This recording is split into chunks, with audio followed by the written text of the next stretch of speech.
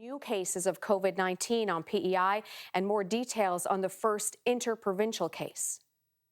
Every person that they have had contact with, which is very limited, is being followed up and tested.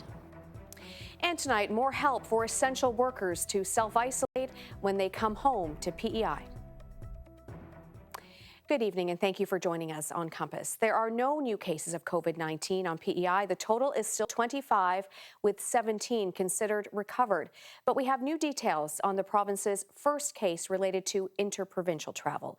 So for more on that, Nicole Williams joins me live in studio. Nicole, what else did we learn about this latest case today? Louise, you'll remember that this was a man in his 50s. He was traveling within the country. We still don't know where he traveled to, but that he returned to PEI in the second half of March and that he did not self-isolate right away. Here's Dr. Heather Morrison. When they came back, the direction at that time was to self-monitor and physical distance, which they did, and then once developed symptoms and was tested, self-isolated since that time. So we asked her about the fact that he didn't self-isolate. She says he didn't come into contact with a large number of people. He didn't go to the store. He did visit a relative, but that anyone who may have come into contact with him is being followed up with public health and is being tested. Dr. Morrison also listed more symptoms people should look for to get tested. So what are they, Nicole? Right, so we've heard a lot about these symptoms: cough, fever, trouble breathing, chills, and headache. Today, Dr. Morrison laid out some of the other symptoms from people here: body aches, sore throat, runny nose, fatigue, and a loss of taste and smell. We learned today that losing a sense of taste and smell are symptoms several of our cases have reported. Now, keep in mind, testing criteria is different from province to province, but here, if you are experiencing any of these symptoms, you're being asked to call your doctor, call 811. They'll do an assessment of you and see if you need to be tested for COVID-19. And Dr. Morrison had a warning for Islanders for the upcoming long weekend. What does she say about that? Right, so Dr. Morrison acknowledging that this weekend, this long weekend, is a holiday for so many people. There's also a snowstorm on the way, and naturally most people like to get to the store to get supplies while they can. And we heard that those stores, the liquor stores, there were lots of people there today, long lineups.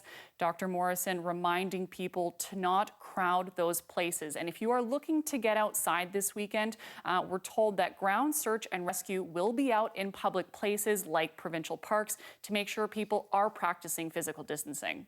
All right, good to know, Nicole. Thank you so much. That's Nicole Williams reporting live in studio tonight. And with more tonight on COVID-19 on PEI, Dr. Heather Morrison joins me via FaceTime. Good to see you. Hi, Louise. So what is your overall sense, Dr. Morrison, on how PEI is doing in terms of handling the pandemic? Well, I think Prince Edward Island is really fortunate. Islanders have really done an amazing job at adapting and adopting new behaviors and directions around physical distancing, self-isolation when they need to, the measures even around hand hygiene and all those things we talked about, not gathering in numbers. A lot of changes in a quick period of time, and Islanders have done a really good job. And I think what we are seeing is some good impacts of that. We do not have hospitalizations yet. We do not have deaths yet. Our cases have been related to international travel and then one interprovincial travel. And so I think it puts us certainly in a good position, and also time for our health system to prepare for any increase in cases. Can you tell us how many tests are being conducted locally now? So I think it's varied. Last weekend was our first weekend of being able to do some tests locally, and so the number was small. I think we did just over 50 tests last weekend locally, primarily for healthcare workers and maybe a couple for community care, long-term care. And then new tests have arrived this week, increasing that capacity over the next few days to closer to 200 tests being able to be done locally over the the days ahead. But we also have had some offers of help from our neighboring provinces, Nova Scotia and New Brunswick. They've increased their testing capacity and are also able to offer assistance. And of course, the National Microbiology Lab, which we have a great relationship with, and continuing to help us do the tests. So altogether, I think we're in a much better place than we were a couple of weeks ago, and we'll continue to increase that capacity locally. So does that mean that to get a test confirmed that you could potentially send it to, say, New Brunswick or Halifax and not just Winnipeg? Yes, and I think that will be particularly the case, for instance, on the weekend, if we can have a quicker turnaround out of Halifax if we can't meet that demand locally. What is the future of local testing? Will we ever be able to confirm a case here on the island? Well, I think we're going to be able to do a lot more tests here, and I think we'll be, like other labs, Halifax and Moncton started the same way, doing a lot of their testing, increasing the number of tests that they're doing here locally. And then once they feel comfortable and certain criteria are met, then those confirmation of tests could happen here. I think one of the big things is that we would not wait. If we had a positive case from our local lab here, we would not wait to announce that until it was confirmed. I would be going and speaking to you, Louise, and others about that confirmation of that positive case. You've said that what keeps you up at night, one of the things anyway, is worrying about that community spread. Do you still think there is no question we will see that here on PEI? I actually think it's likely inevitable, but I'm hoping that if we get community transmission, that we can do really good contact tracing, put our arms around it, and limit that community transmission. And but you're right, I do worry about that and the impact it will have on our families and our community and our system, and in terms of how many people it will touch. The federal government announced its national projections today for the short term and the longer term, and many other provinces have done that as well. Why have we not done that yet here? I think one of the things for us, when we don't have hospitalizations, we don't have deaths, and our numbers have been very low, which we're very happy about, it's difficult to model based on such small numbers. Having said that, we have a great modeling team that has been working to pull together the assumptions that we need based on the pandemic, and then we'll be releasing them. And similar to, I know, other places like Quebec, we'll be doing regular updates to make sure people get accurate projections as we move forward in this pandemic. And I think that's really important. Modeling and projections are a tool. They do not say what will happen, but what could happen. And it's our intention to do that. And it may not be tomorrow because of the holiday, but it will likely be this weekend. Dr. Heather Morrison, thank you so much. Great, thank you. There were a number of updates from government this afternoon. First, for truck drivers, they are essential workers, and there have been many questions about how to keep them safe as they travel across provincial borders and how to keep their family members safe as well.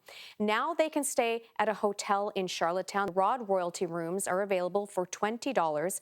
That is charged to the employer. This way, the truckers can self-isolate away from their homes. For agriculture, the government is establishing a new fund worth $750,000. That can be used for changes to farming operations, things like online systems, training, or infrastructure adjustments because of COVID-19. And the recreational fishery is being delayed. It will now start on June 1st. Several people have been fined already for illegally fishing. Many people have been wondering when all the restrictions for COVID-19 will end. Well, today we got a tentative timeline from the Prime Minister, and he says things could very well stay this way until the end of June. Even after we're through this first wave, we will need to remain vigilant, and we will need to bring in different measures. Normality, as it was before, will not come back full on until we get a vaccine for this. And as you say, that could be a very long way off. Epidemic experts say they cannot predict when the first wave of infections will peak. The Prime Minister says once the first wave subsides, consideration will be given to the return of some economic activity. Health officials say a vaccine is likely 1 to 1.5 years away. Well, some staggering evidence today of the economic consequence of the COVID-19 pandemic. More Canadians lost their jobs in March than ever recorded before. The number is more than 1 million across the country. The sales and service sector was hardest hit, but almost every industry was affected. The national unemployment rate jumped 2.2 percentage points. It is now 7.8%, and economists warn those numbers are going to get even worse when the full extent becomes clear next month. For more on today's numbers from a provincial perspective, here's Carrie Campbell, who is working from home. So, Carrie, what do we know about specifics here on PEI? Well, Louise, at first blush, PEI's numbers don't look that bad. We saw a drop of 2,100 jobs for the month of March compared to the month before. In terms of the unemployment rate, that crept up by about 0.5 percentage point, up to 8.6%. However, some really big qualifiers on those numbers. First of all, keep in mind these figures are for a week in March. That was March 15th. If you remember, everything changed that week, every single day. For example, Wednesday, non-essential businesses were asked to shut their doors. So whether you thought you had a job that week might have depended on what day of the week someone asked you. Stats Canada has also pointed out there are just limitations in these numbers and their ability just to really capture what is happening in terms of the scope of this pandemic. So, for example, we have almost 7,000 Islanders included as employed in these figures, but they said they didn't actually work any hours. So the more you dig into these numbers, the worse things look. And moving forward, the PEI government is bracing for even bigger job losses. What kind of numbers are we looking at? Yeah, the province is estimating job losses to peak in May with 20,000 fewer Islanders working compared to May the year before. That is 1/4 of the total workforce. Then the expectation, hopefully, that we'll see things start to get back on track through the summer months. Have a listen. Here's what the finance minister said today about what impact this will have on the province's finances. This will put us in a deficit, Carrie. There's no other way to put it. Things were going along really well. We were pacing well, doing well compared to other provinces in the country.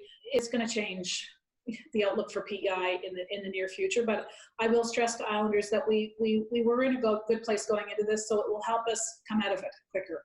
And Louise, there is the hope because a lot of this financial pain is self-inflicted with the physical distancing requirements. Maybe once those end, the rebound can be fairly quick. But something the finance minister said in her chat with me a couple times actually really sticks with me. She said, hopefully PEI can salvage part of the tourism season. I think just that expectation for that crucial sector tells you what a difficult road might lie ahead for the province.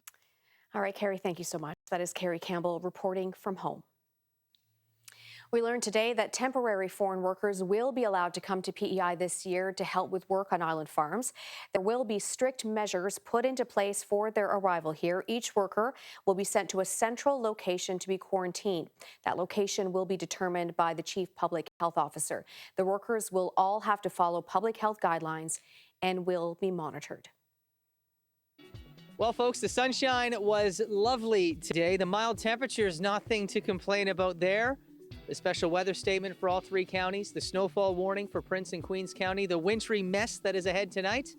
Well, we can complain about that. And I'll have all the details on that. I'll let you know how much and how long it's going to last. Also, how strong those winds are going to be coming up with your full forecast in just a few.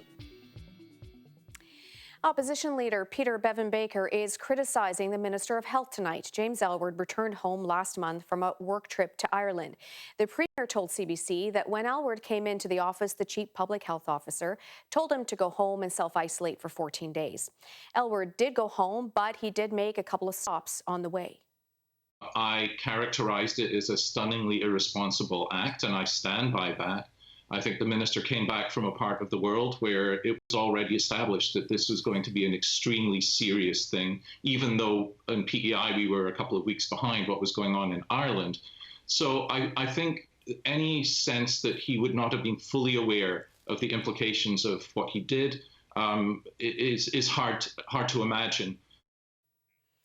During her media briefing today, Dr. Heather Morrison said Aylward returned during the early days of self-isolation, and many people at that time did not know exactly what self-isolation required. James Aylward has not responded to our requests for a comment. Well, there were very long lines at least one PEI liquor store today in Charlottetown. People were around the block. The province says hours at the store will likely be extended to try to deal with the number of customers and the wait times. Those hours could be in place by Saturday. All government stores will be closed tomorrow.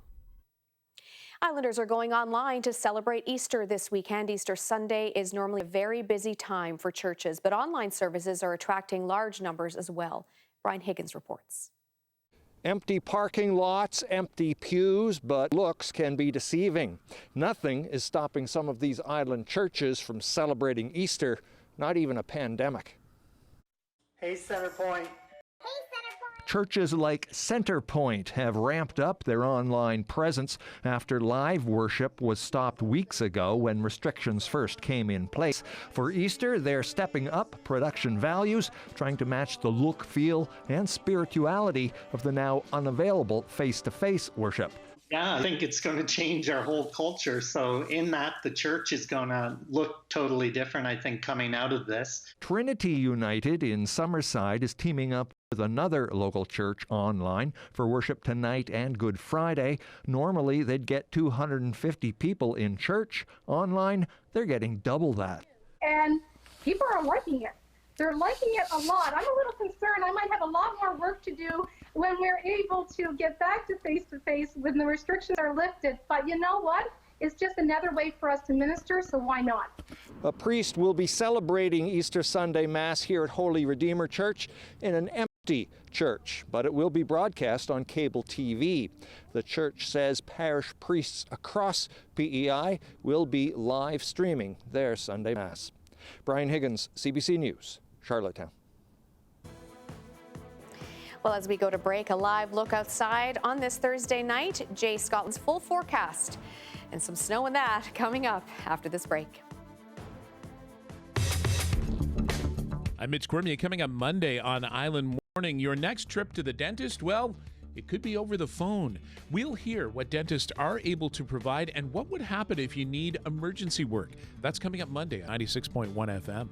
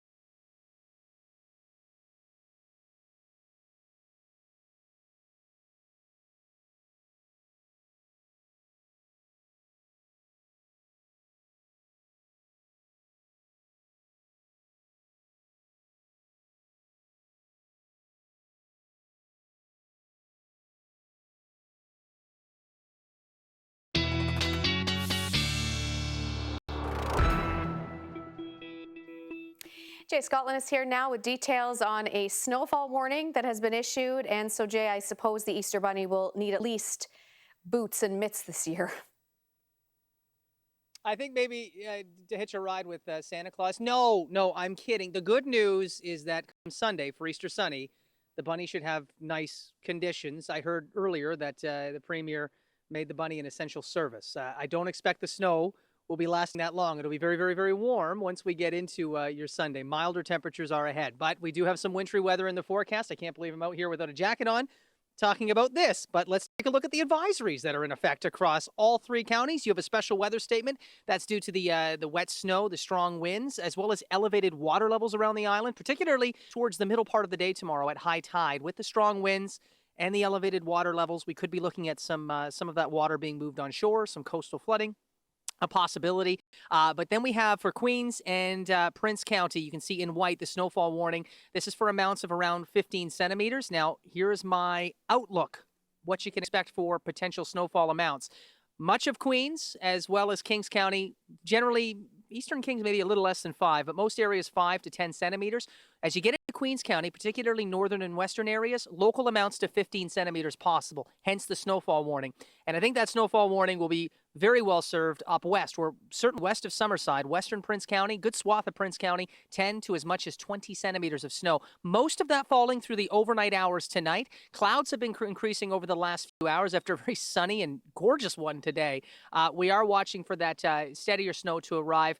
Likely towards midnight, that area of low pressure will see the steadier snow falling, and the heaviest of that snow will fall through the overnight hours tonight. I'm going to pause this at 8 a.m. tomorrow morning, and you can see central eastern PEI already starting to see this mixing out to rain. So a wintry mix and then showers, lighter showers. But up west, this could persist as wet snow into the early afternoon before you get to see that transition and the tapering off of the heavier precipitation. So that's why you're looking at heavier snowfall potential up west. We do have some flurries that could linger into Saturday morning before partially clearing. Those winds will finally ease as well, but it is going to be even nicer. So just peaks of sunshine for Saturday after some morning flurries, but very nice for Easter Sunday. Temperatures between -1 and -2 tonight. Now, winds out of the east to southeast overnight, 50 to gusting over 80 kilometers per hour. So some local outages will be possible, as well as that onshore flooding risk as well, just with those strong winds creating a rough sea state, and certainly for those eastern and southeastern facing shores. Temperatures between 3 and 4 degrees over western PEI tomorrow,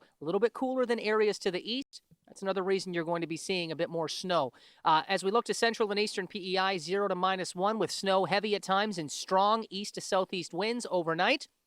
Those winds will become southerly tomorrow morning, 30 to 60 K, then southwesterly in the afternoon. Not quite as gusty, but we have that very high tide, give or take a few hours around noon hour. So Good Friday.